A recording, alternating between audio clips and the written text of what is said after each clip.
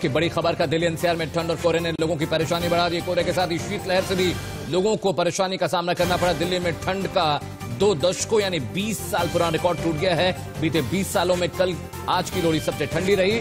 बुधवार को दिल्ली का अधिकतम तापमान 1 डिग्री से भी कम दर्ज किया गया, सामान्य से 1 डिग्री कम। बिल्कुल, आपको बता दें कि आने वाले दिनों में ये ठंड और टॉर्चर करने वाली है, चूंकि पहाड़ों पर लगातार बर्फबारी का सितम जारी है।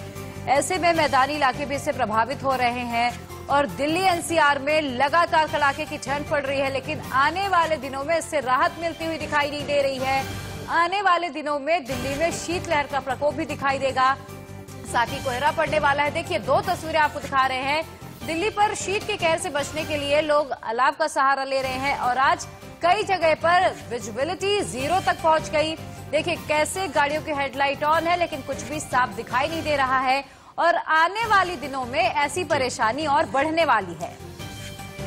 गाजियाबाद की तस्वीरें हम आपको दिखा रहे हैं। देखिए विजिबिलिटी कितनी कम हो गई है। मौसम विभाग ने ऑरेंज अलर्ट जारी किया कि आने वाले करीब 1 हफ्तों तक दिल्ली एनसीआर में कड़ाके की ठंड पड़ने वाली है, शीतलहर चलने वाली है, फॉग होगा, इसलिए एहतियात बरतें। गाजियाबाद की तस्वीरें आपकी टीवी स्क्रीन पे देखिए, कितना घना कोहरा है, दिखाई नहीं दे रहा। विजिबिलिटी 10 मीटर से भी कम है और ऐसे में हादसे होने का खतरा बढ़ जाता है।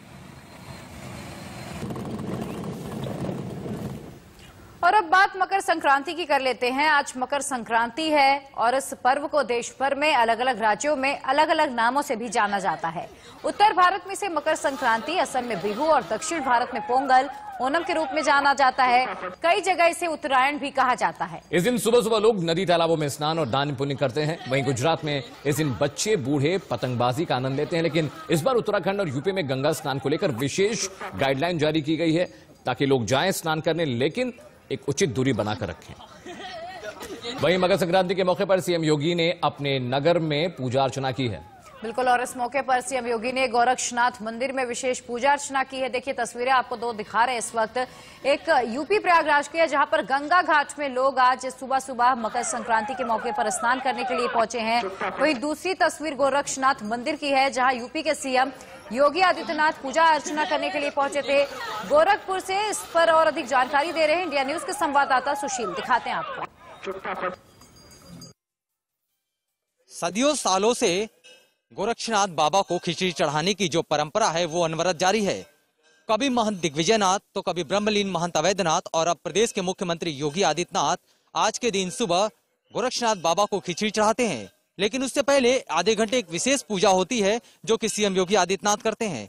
उसके बाद जब वो खिचड़ी चढ़ा लेते हैं तो फिर आम श्रद्धालुओं के लिए बाबा गोरक्षनाथ के दरवाजे खोल दिए जाते हैं। और हमारे पीछे जो आप देख सकते हैं कि जो बाबा गोरक्षनाथ के दर्शन करने के लिए जो श्रद्धालुओं की लंबी कतार है वो देर रात से ही यानी 1-1:30 बजे रात से ही वो जो लंबी कतार है इस सर्द मौसम में भी वो खड़े रहते हैं और बाबा गोरक्षनाथ के दर्शन करने के लिए बारी बारी से इंतजार करते हैं। जो ये तस्वीरें हैं आप देख सकते हैं कि किस तरीके से भीड़ है। महिलाओं की एक अलग गैलरी है, पुरुषों की एक अलग गैलरी है।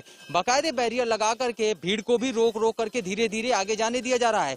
चूंकि कोविड-19 को लेकर के लगातार प्रदेश के मुख्यमंत्री योगी आदित्यनाथ भी लोगों से अपील कर रहे हैं कि दर्शन करिए, लेकिन कोविड का पालन करते हुए। संप्रदाय की अगर बात करें तो नाथ संप्रदाय की ये जो परंपरा है वो सदियों से है और सूर्य की उपासना का ये पर्व है जो मकर संक्रांति का ये पर्व है जो हर साल इसी तरीके से हर्षोल्लास के साथ मनाया जाता है। हजारों की संख्या में बाबा गोरक्षनाथ के दर्शन करने के लिए यहाँ पर श्रद्धालु आते हैं और बाबा गोरक्षनाथ की खिचड़ी चढ़ा करके उनका दर्शन करते हैं। तो निश्चित रूप से कह सकते हैं कि सीएम योगी आदित्यनाथ प्रदेश के मुख्यमंत्री होने के साथ साथ जो महंत है यानी जो गोरक्षनाथ पीठाधीश्वर की जो उपाधि है और जो जिम्मेदारी है वो भी बखूबी निभाते हैं। Sushil Kumar, India news, Gorakhpur.